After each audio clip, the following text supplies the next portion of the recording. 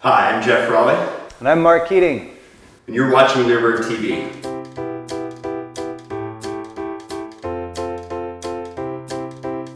Today, we're at Red Star Kennel, and we're going to be working with River here, and we're going to be introducing a second bed. So if you watched our previous episode with Cindy Rhodes teaching how to get on and get some duration and how to actually train the bed command, we're now going to be introducing a second bed and teaching River how to use multiple beds and some practical applications that we can use that for. So, Mark, I'll hand it over to you and you can show us how to do this and how it's done. All right.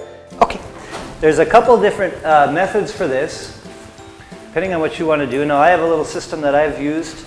And where this really, while we're going to show you for a little bit more of an in-home environment kind of application, where this is really, really useful when you get into two touch pads or two dog, if you're using dog beds or rubber buckets or anything, when you're teaching these contact behaviors.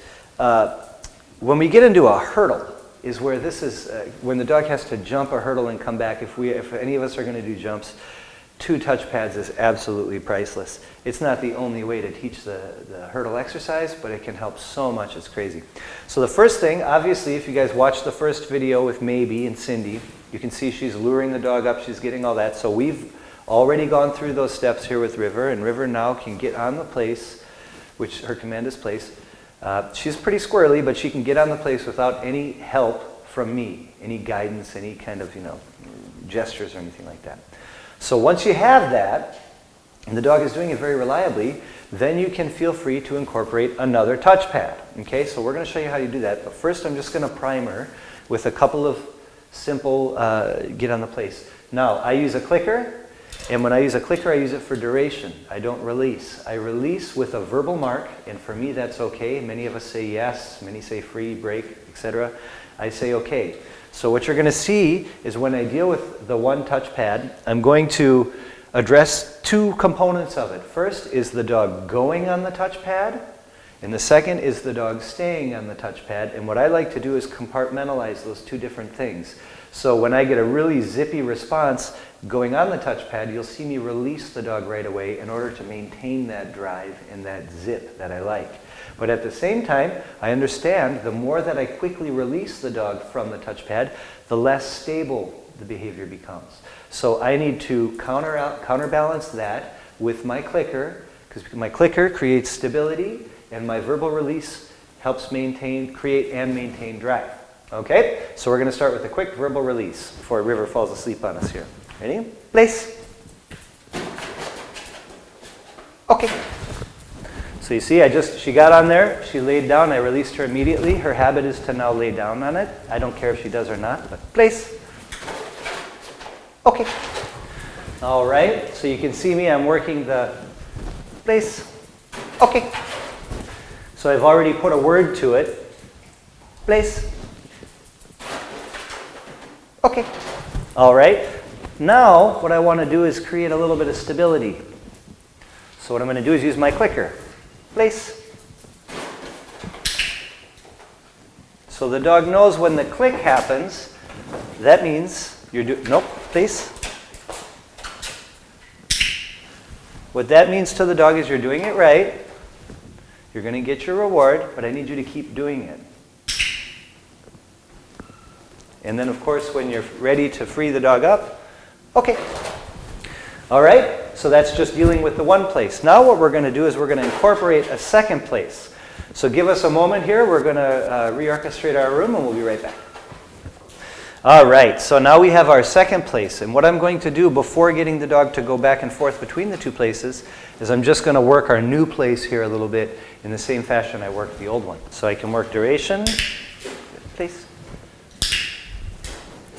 And of course your release, okay. Place. Okay. Place. Okay. Now back to duration. Place.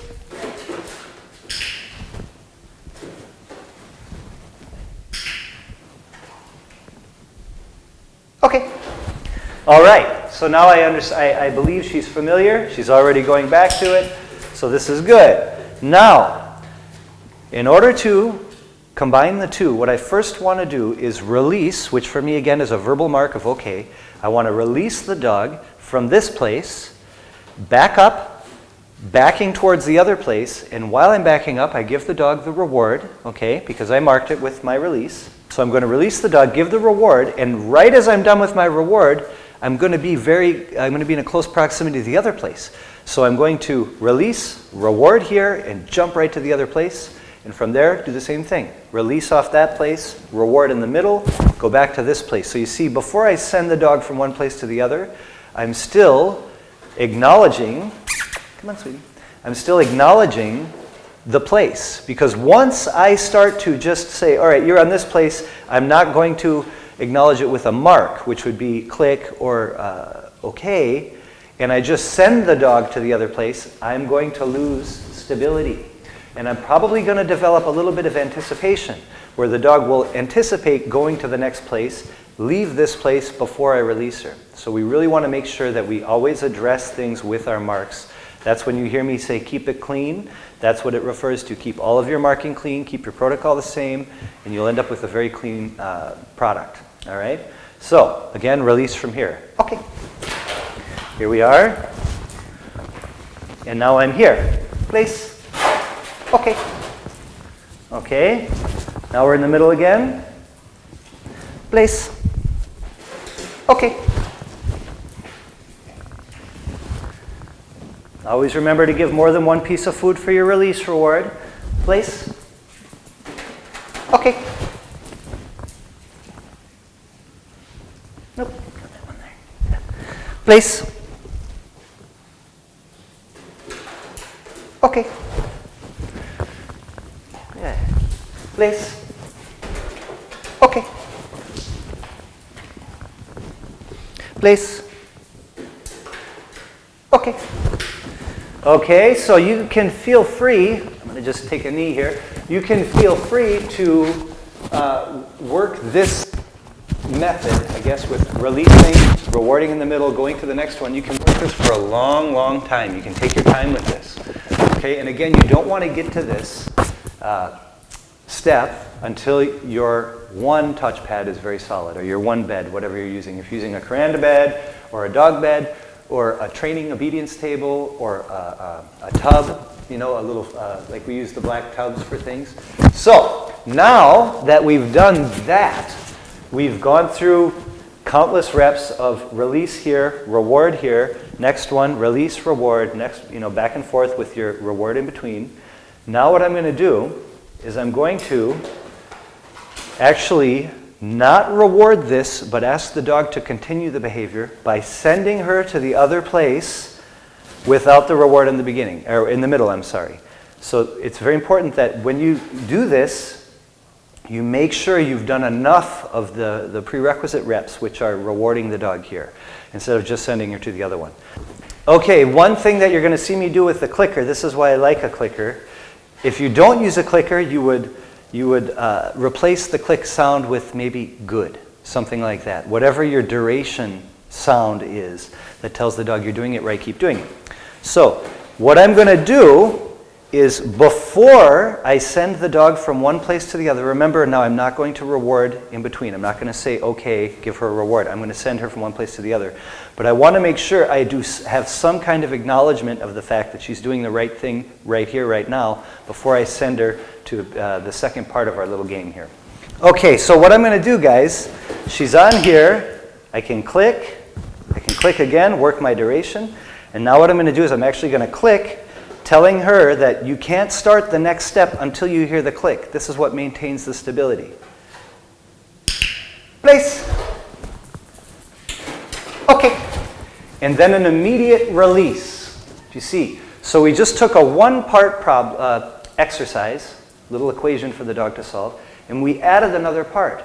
Now, as soon as we add that other part, it's very important that if it goes successfully, we have a big reward. And of course, the release reward is always going to be more powerful than the duration. Okay, so if I click, that means, oh, good, I'm getting my food, but I have to keep doing it. Whereas if I release the dog, that's much more valuable. They enjoy that a lot more. So I'm going to show you again. She's going to go to this place. Click, I can give food.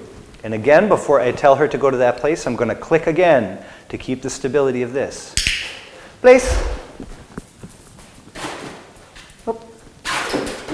Good. Okay. Now, what you saw there, it's important. I want to just touch on that real quick.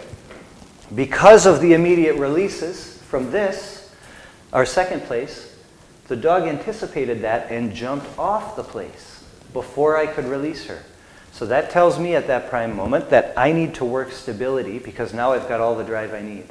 So that's why I clicked and went all the way to the place to release the dog here. That's going to help keep her stable, keep her fixed in the position. Okay, so let's do it one more time. And what I can actually do from here is I can switch it up. So I'm going to start here and go to that one. Good. So there's my duration. Place. Okay. See?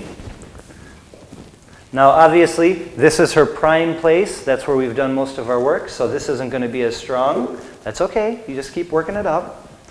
Come on. Good. Place. Okay. So you see I can also click in there to help with my stability too and then release the dog. So why I like with this exercise, the reason I like the clicker and the release is it gives me more freedom in our little training conversation to either have a big release reward for something I really, really like or have the ability to work stability when the dog is getting too drivey, okay? And the fact that it's very clear between the okay and the click gives me quite a bit of leeway in my training.